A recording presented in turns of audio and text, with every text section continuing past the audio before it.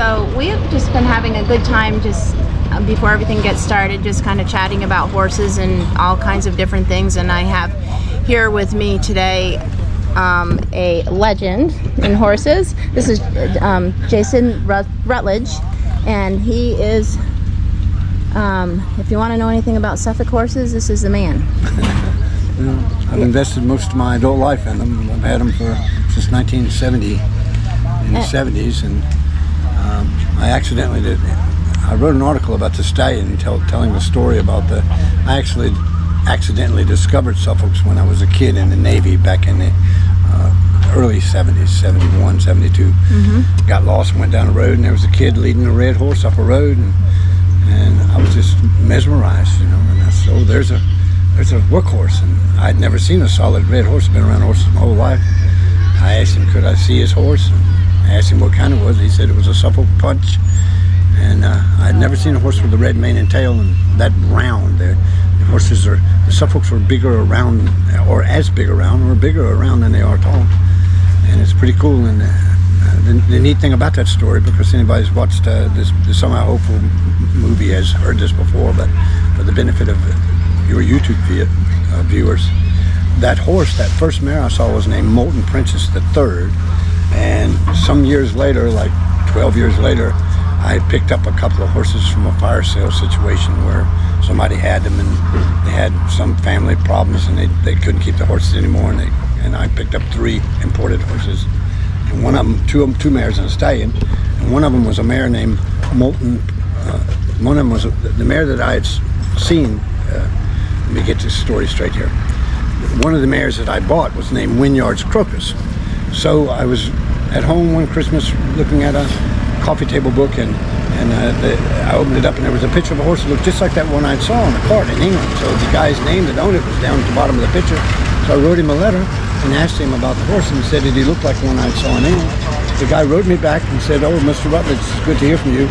In fact, I thought you would be interested in knowing that, yes, indeed, that is the same horse you saw, because my hired man's son told me about the American sailor that had stopped and talked to him. And he said, I thought you would also be interested in knowing that I have imported 2 horses to America, and one of them is a daughter of that Molten Princess that you saw in 72, and you happen to own her now, Wynyard's Crocus.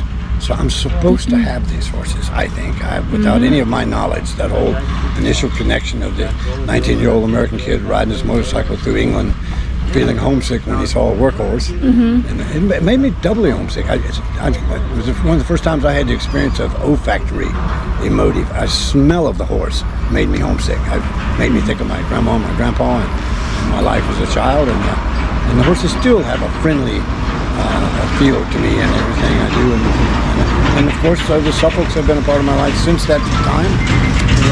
It just came down to a matter of, I could either have a $500 grade horse or a $5,000 registered horse. So it costs the same to keep them both. So why not keep the registered horse? And then as I got to know them more, they displayed more characteristics that were positive and what I was looking for in a horse, of willingness to pull and calmness and ease to train, easy to keep. They just don't eat a lot of feed. They're a short coupled horse. They'll work all day without the nose bag, is what the English say, that you can work them all day without stopping them and feeding them. I never feed my horses in the middle of the day when I'm working them. I see folks do it all the time, but I'll offer them some water, but I never feed them during the day. But the Suffolks have served me now for, since that time, since the first one I had. And I'll stick with them until I die, and hopefully somebody will take them and move them on after that. Yep. Well, you are the one that introduced us to Suffolk horses. Yeah, well, that was a pleasure. I had every time I had the opportunity to think about you and Jim as you are, despite your rural nature of being country people from up north, you still are open-minded. You're willing to look at things and open your mind up to what's actually there, because I think it's because you have a determination to continue to learn. And all of us elders that are still trying to learn, if you'll open your mind, there's lots of learning available around us all the time, almost every day with a horse. And I think I felt that about you and Jim from the beginning, so that's why I was saying, oh yeah, try these. My friend Chad Vogel is where Baron and Duke and Earl came from, and originally, and their daddy is a son of my Ike Sovereign horse that I went and got in England in 2009. So it was just really nice to have somebody that was open to trying something else and doing it. Plus I knew that from watching Jim with his other horses that if I could get the red horses in his hands, he would help us promote them. And he's a resistant promoter. He doesn't. You love him and you feel affection towards him. It oozes out of you. Jim tolerates them and hopes that they would learn how to put the harness on themselves, which they're not far off. They had thumbs, they would do it. But, so you guys have been a real addition to this breed, and we're lucky to have you. And just like Ralph Rice just coming on board, and he was a black horse man, and he came on and decided to try the red horses, and now he's got a son of Ike Sovereign himself. And once you get these horses and do things with them, you become attached to them. They're so honest and true and heartfelt. I mean, they're not perfect animals. I've never seen anything perfect in my life, and if I did, it was only for a glimpse, but they're as good as I've ever had, and as good as I've ever seen. Yeah, you've done a lot for them.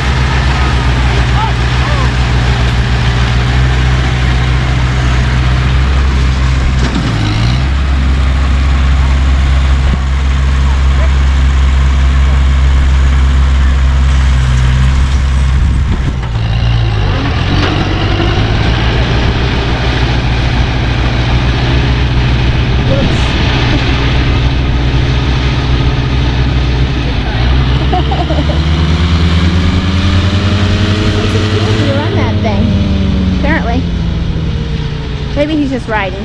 I just thought he was doing stuff too.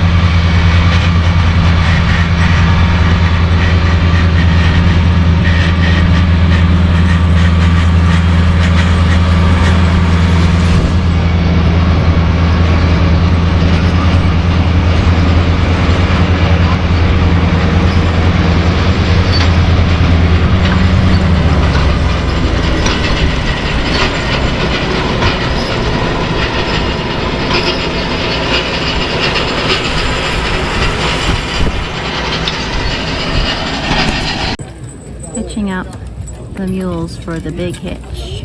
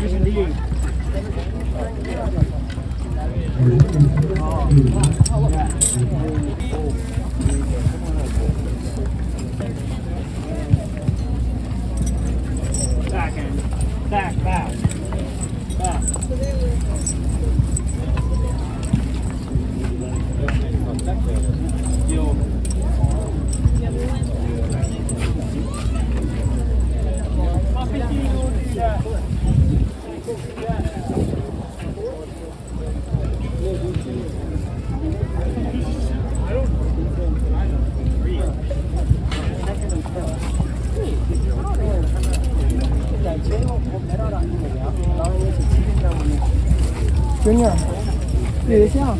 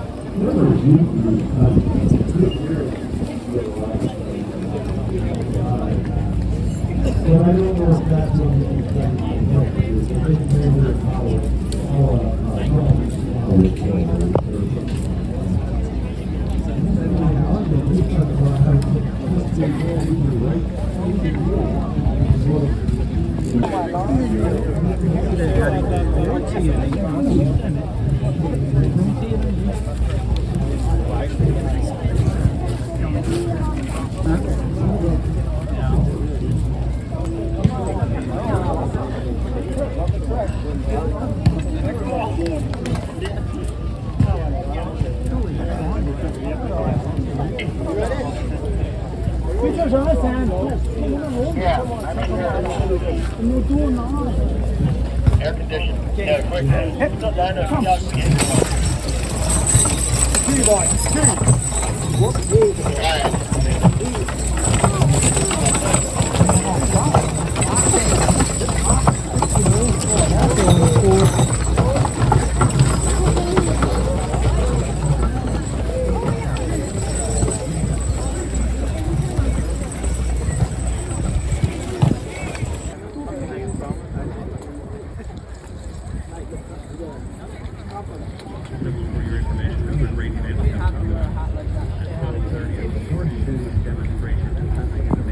Horse of Ufford, England. Here comes another pair. Oh, right.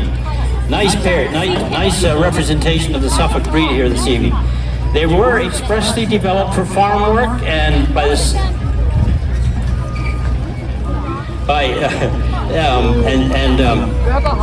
developed for farm work by the same farmers that developed the Suffolk sheep and red poll cattle as foundation breeds of useful livestock.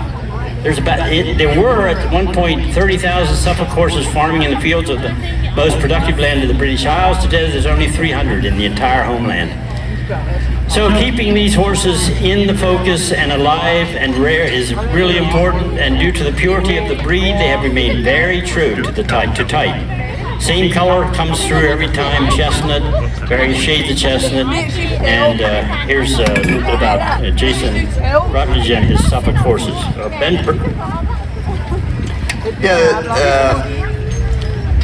Jason Rutledge has, he's in the pair, and so I've been raising and actually working this breed for over 40 years. Before that, I worked all other major breeds. This breed is the hardest pulling, the longest working, easiest horses to get along with. These horses are loyal, kind, responsive. They have that so sought after characteristics of heart. They would try over and over on heavy loads or light, just for the asking, in the language of a horseman. And we also have John Clemenger from Percheron, PA. Healing Harvest Foundation, that's Jason Rutledge, and he is an expert in the work of logging, and he's put a lot of time. He's spent his whole career, his adult career, working in the forests and helping other people to learn how to log with horses. Very, very dedicated to that industry. And riders for that drill exercise. So here's the ladies that fed the riders, as I understand. How was it? Was it all right? You liked it? It was good? Did you get a lot of compliments? All right. Yes, they did. They got a lot of compliments. That's a great part of Horse Progress Days. This riders thing, they have their own campground in the evening. Oh, they had a boyfriend helping too, I understand. That makes it even better. They have a good time, and they should. This is good. This is good stuff. They take good care of their horses. They try to ride well and ride right, and they perform a very, very important function in car parking. You know, if you don't have anybody out there parking cars, have you ever watched what happens? I mean, those people park all over the place. They'll leave 10 feet between, just not enough for another car. Just take enough space that another car can't park, or truck can't park between them. And you might use, 60-70% of the potential space if you don't have parkers like this. Oh, what a nice bunch of horses. Again, I'm very impressed with the condition of the horses this year compared to 7 years ago even. I think we've made a lot of progress. This is a big kind of a guy. Thank you, ladies. Thank you for what you did. We appreciate it.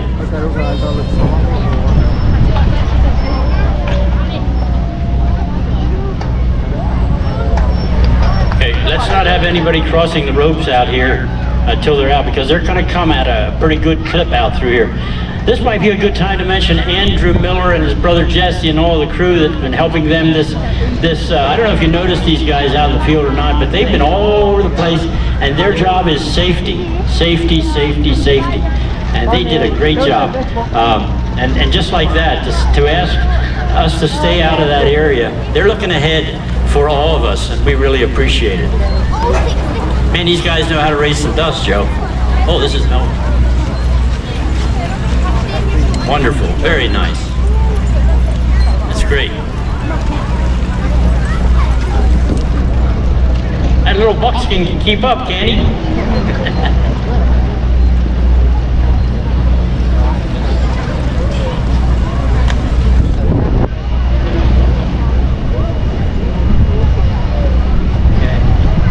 I just had a report here from Emmanuel, and you guys, I don't know if you can hear me or not. I know you're concentrating on your riding, but he just said that the EMS really gave you a nice compliment for keeping the crowd in order and for helping out with. Man, I saw these guys in front of wagons, people hauling wagons that went through the grounds. They helped open up the. They helped to open up the space, in front of the wagons. They took their job very seriously. Guys, you really do deserve a big thank you from the planners of Horse Progress Days. I mean, you were just great. And we're not going to applaud you till you're out of here, but we're going to give you a nice round of applause when we have the chance.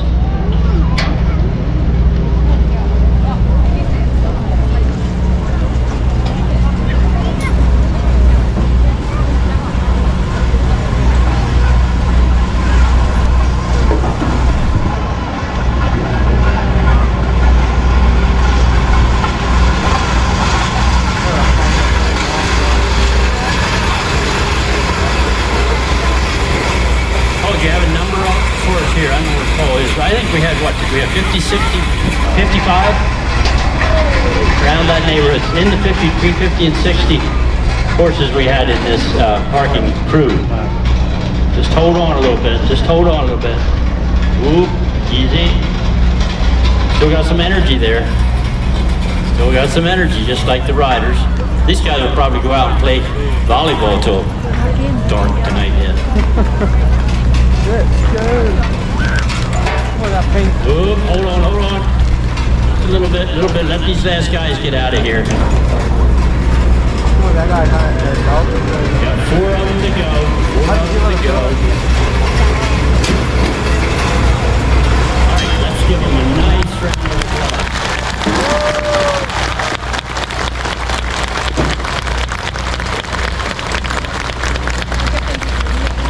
All right, now I think we're done knowing, right?